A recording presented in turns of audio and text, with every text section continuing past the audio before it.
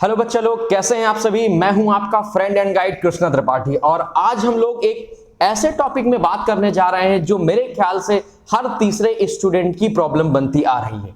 और ये problem basically सिर्फ इसी जनरेशन की प्रॉब्लम नहीं है, ये हमेशा से स्टूडेंट्स के बीच में एक चर्चा का विषय रहा है। हमेशा मैंने आपस में एक दूसरे को बात करते हुए सुना है कि यार पढ़ने का मन नहीं हो रहा, पढ़ने में मन नहीं लग रहा, एग्जाम टाइम आ गए हैं, अब तो और पढ़ने का मन नहीं कर रहा, पक गए हैं, परेशान हो गए हैं। तो देखिए, बड़ी सिंपल सा टू द पॉइंट बात करूंगा आज मैं आपसे कि आपका मन किस में लगता है। किसी चीज में तो लगता होगा ना मन। जैसे मुझे खाना खाना अच्छा लगता है तो मुझे खाना खाने में अच्छा लगता है, उसमें मन लगता है मेरा। मुझे सोने में मन लगता है, ठीक है। क्यों ऐसा होता है? क्योंकि मुझे उसमें इंटरेस्ट है। तो डियर स्टूडेंट्स, अगर आपका पढ़ाई में मन नहीं लग रहा है तो आपको उसमें इंटरेस्ट डालना पड़ेगा। और देखो, जितना कहने में ये आसान है ना, ये उतना होता नहीं है, ठीक है ना। तो इंटरेस्ट डालने के लिए आपको सबसे पहले अपनी वीकनेस को पकड़ना पड़ेगा कि जैसे मुझे सारे सब्जेक्ट पढ़ने होते थे क्लास 10th में, physics, chemistry, math, biology, English, social science, ठीक है। और हिंदी के साथ साथ मैंने संस्कृत ले रखी हुई थी। कंप्यूटर नहीं था उस टाइम हमारे स्कूल में जब मैं पढ़ा करता था, तो संस्कृत ले रखी हुई थी। तो मुझे ना पढ़ने में क्या अच्छा लगता था, मुझे इंग्लिश पढ़ने में बहुत अच्छा लगता था। और इंग्लिश लैंग्वेज मोस्टली मैं बैठ के पढ़ता था। जब भी मेरे पेरेंट्स कहें कि पढ़ो बैठ के, तो मैं बस इंग्लिश लैंग्वेज की बुक लेके पढ़ना शुरू हो जाऊं, ठीक है। फिर 2 दिन मेरे पेरेंट्स ने देखा, तीसरे दिन देखा। हमेशा से जब वो बोले कि कुछ करो, तो मैं स्कूल का वर्क लेके बैठ जाऊं, जो लिखवाया जाता था मैं वो कंप्लीट करने में लग जाया करता था। और पढ़ने के नाम पे फिर मैं इंग्लिश लैंग्वेज की बुक। तो मेरे पेरेंट्स परेशान हो गए। उन्होंने बोला कि यार जब देखो इसको क्या करता है, ये इंग्लिश लैंग्वेज लेके बैठ जाता है। भाई और भी सब्जेक्ट हैं। तो फिर मैंने सुनना थोड़ा सा अच्छा कम समझा, फिर मैंने हिंदी खोलनी शुरू कर दी, स्टोरीज पढ़नी शुरू कर दी हिंदी में।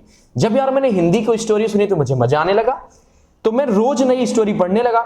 फिर धीरे धीरे मैंने सोशल स्टडीज शुरू की। अभी देखो, मैंने फिजिक्स, केमिस्ट्री और मैथ्स, बायोलॉजी को हाथ नहीं लगाया। क्यों? क्योंकि मुझमें उनके लिए इंटरेस्ट नहीं था। और सीधी सी बात है, हम सिर्फ उसी चीज को देखना, पढ़ना या सुनना पसंद करते हैं जिसे हम पसंद करते हैं। बात समझ रहे हो ना मेरी? जिसे हम पसंद करते हैं तो हम उसको पढ़ना, देखना, सुनना, उसके बारे में बात करना हमेशा से हमको अच्छा लगता आया है। और दैट्स कॉल्ड इंटरेस्ट। तो पहली चीज तो ये कि अगर आपका पढ़ने में मन नहीं लग रहा है तो थोड़ा सा तो ये समझो कि हमारा मन किस चीज में लगता है और क्यों लगता है। तो इसका रीजन है कि हम उसमें इंटरेस्ट ले रहे हैं या उसमें इंटरेस्ट हमें आना चाहिए।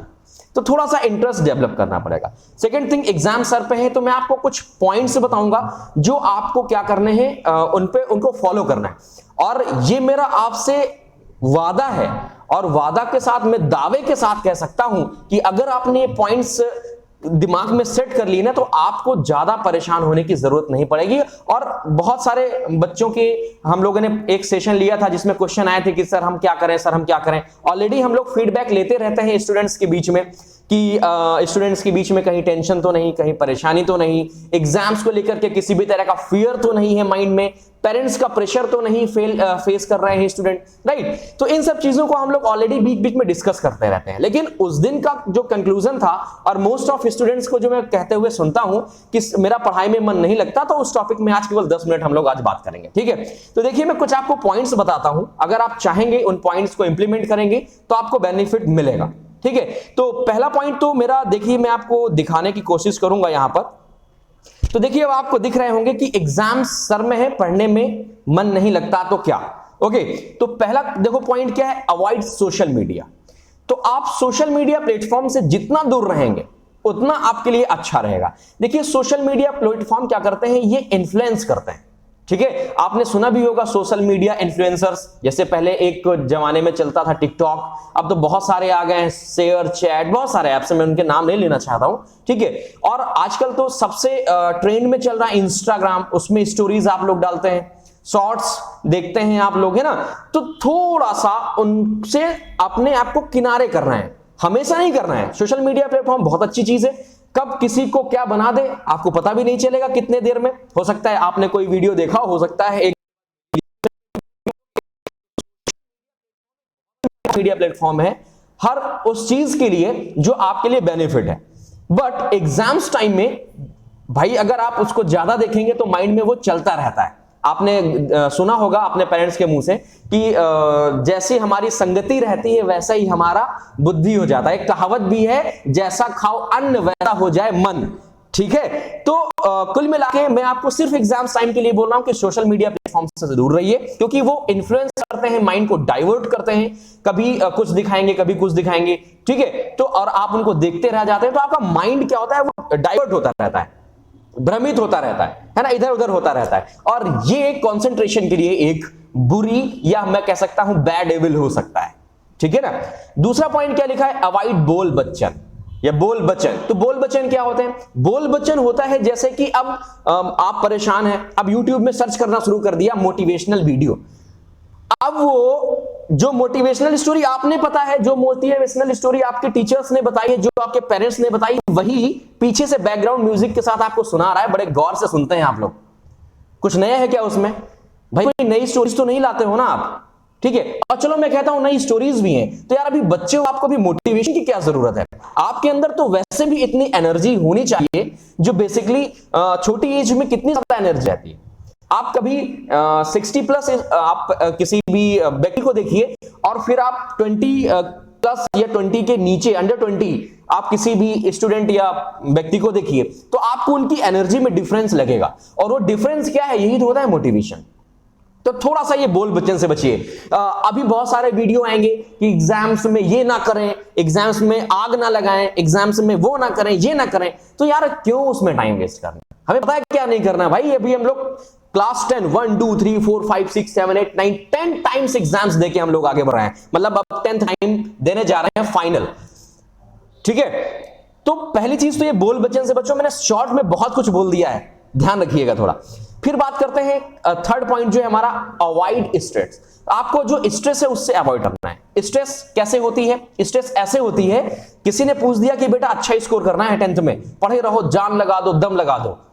ठीक है, आप तो 100% अपना दे रहे हो ना। आप अपने माइंड से पूछो कि क्या आप अपना 100% दे रहे हैं। तो अगर आपका दिमाग कहता है यस मैं अपना 100% दे रहा हूं, तो आप ये समझ लीजिए कि हां आप 100% दे रहे हैं और आप अच्छा स्कोर करेंगे। ठीक है ना, क्योंकि आपको पता है कि आपकी वीकनेस क्या है, आपको पता है कि आपको कौन सा सब्जेक्ट नहीं आता। जैसा कि मैंने अभी थोड़ी देर पहले इंटरेस्ट की बात करी थी, मैं मैथ्स नहीं लगाता था क्योंकि मेरा इंटरेस्ट नहीं था। ओके, और अगर किसी बच्चे को आप देखो उसकी मैथ्स बहुत तेज होती है, बाकी के सब्जेक्ट थोड़े वीक होते हैं। किसी बच्चे को देखो कि उसका इंग्लिश हिंदी बाकी के सब्जेक्ट बड़े स्ट्रांग होते हैं, लेकिन मैथ्स उसका वीक होता है। तो ये इंटरेस्ट पे डिपेंड करता है। तो कुल मिला के, और अगर इंटरेस्ट आपको किसी एक सब्जेक्ट में कम है, वो आपको स्ट्रेस देगा। तो उसके लिए क्या करना है, आपको अपनी कमियों को ढूंढना है और उनको नोट डाउन करना है। लाइक एक सिंपल सा मैं एक बताता हूं। जैसे मेरा सब्जेक्ट फिजिक्स है, फिजिक्स में मैंने देख लिया कि लाइट चैप्टर में रिफ्रैक्टिव इंडेक्स के न्यूमेरिकल्स मेरे से नहीं हो रहे हैं। लाइट चैप्टर में मैं मिरर फॉर्मूले के न्यूमेरिकल्स नहीं कर पा रहा हूं, तो उसको आप पॉइंट आउट करो, टीचर से डिस्कस करो। जब आप वो करने लग जाओगे तो अपने आप स्ट्रेस दिमाग का हल्का हो जाएगा। तो थोड़ा सा स्ट्रेस से दूर रहिए। अब स्ट्रेस से दूर रहने का पहला तो मैंने बता दिया कि क्या करना है। दूसरा क्या है कि आप अपने आप को थोड़ा सा एक्सरसाइज से जोड़िए। तो देखो बोलने में थोड़ा सा आसान लग रहा है। अब आपका क्वेश्चन होगा क्या सर आप एक्सरसाइज करते हैं? तो हाँ, मैं एक्सरसाइज करता हूं, इसीलिए मैं आपको सिखा रहा हूं, क्योंकि टीचर्स वही सिखाता है जो वो खुद में कर चुका होता है, वह इंप्लीमेंट कर रहा हो। ठीक है ना। तो आप लोग अपने आप को एक्सरसाइज से जोड़िए। मैं नहीं कहता हूं कि आप भाई जिम जाओ, डंबल उम्बल उठाओ 10-15 किलो के, शाम को बुखार आ जाए, फीवर आ जाए, पेरेंट्स बोले क्या सिखा के गया यार।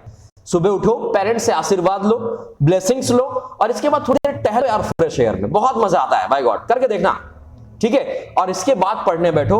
जो मॉर्निंग टाइम रहता है वो उन सब्जेक्ट को तैयार करने में लगाओ जो आप रात में रीड कर चुके हैं, केवल उनको रिवाइज करना है। और जो दोपहर का टाइम या शाम का टाइम होता है उसमें आप मैथ्स लगा सकते हैं। सुबह का टाइम भी जैसा भी आपको बेटर लगे।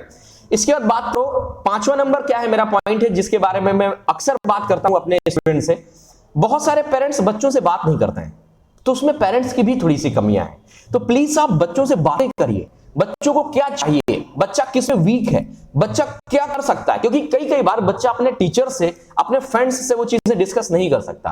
तो आप अगर एक उसके गुड फ्रेंड बनेंगे तो बच्चा आपको अपनी प्रॉब्लम्स बताएगा, और जब बच्चा प्रॉब्लम्स बताएगा तो आप तो पेरेंट्स है ना, और पेरेंट्स तो सब जानता है ना, क्योंकि पेरेंट्स तो भगवान कहा जाता है। तो आप अपने पेरेंट्स से बात करिए। अगर आपको लगता है कि हाँ पेरेंट्स से बात करना थोड़ा सा कम सुटेबल है, पेरेंट्स डांटेंगे, चिल्लाएंगे, प्रेशराइज होंगे आप, तो आप अपने टीचर से बात करिए। बाय गॉड, टीचर से अच्छा दोस्त इस दुनिया में कोई नहीं हो सकता, ये बात समझ लीजिए। और जो बच्चे मेरे को जानते हैं, मेरे से पढ़ते हैं, तो वो इस बात से एग्री करते होंगे। हालांकि सारे ऐसे नहीं होते, लेकिन मैं 98% टीचर्स की बात करता हूं कि वो बहुत अच्छे होते हैं, चाहे वो यूट्यूब में पढ़ा रहे हो, चाहे वो ऑफलाइन पढ़ा रहे हो, चाहे वो स्कूल्स में पढ़ा रहे हो, चाहे कॉलेज में पढ़ा रहे हो। हाँ, बस वो लालची ना हो। तो ये अगर 5 पॉइंट अगर आपने अपने अंदर इंप्लीमेंट कर लिए, तो ये जो क्वेश्चन है ना कि मैं क्या करूं, पढ़ने में मन नहीं लगता, परेशान हूं, डर है, तो निकल जाएगा। देखो, डरो मत, एग्जाम्स कोई हवा नहीं है, इसको हवा मत बनने दो, अपने ऊपर हावी मत होने दो। प्यार से जाओ यार, आराम से और रिलैक्स। जैसे आप स्कूल के एग्जाम देते हैं, वैसे ही वो भी एग्जाम्स है। नाम बस रख दिया टर्म 1 बोर्ड एग्जामिनेशन 2021-22। तो इससे डरने वाला क्या भाई? हाँ, हिंदी में तो पढ़ाए जाते थे ट्राइंगल, समबाहु, दम दुबाहु। कभी पूछना अपने पेरेंट्स से, आपको शायद ना पता हो, तो उनसे ज्यादा डरावना क्या हो सकता है भाई? ओके, तो आई होप आपको मेरी बात समझ में आई होगी। कमेंट करके जरूर बताइएगा कि वीडियो कैसा लगा। और आज के लिए हम लोग इतना ही रखेंगे, फिर मिलेंगे हम लोग किसी नेक्स्ट दिन, किसी नेक्स्ट सेशन में। और हाँ, कल 14 नवंबर है, तो इसके लिए मैं आपको पहले से ही बेस्ट विशेस बोलना चाहता हूं। Happy children's day. और आप सभी बच्चे खुश रहें, हमेशा हंसते मुस्कुराते रहिए और जुड़े रहिए एडुस्विच के साथ। तो बच्चे लोग, आज मैं विदा चाहूंगा। आज के लिए इतना ही। Thank you, bye bye, tata, take care.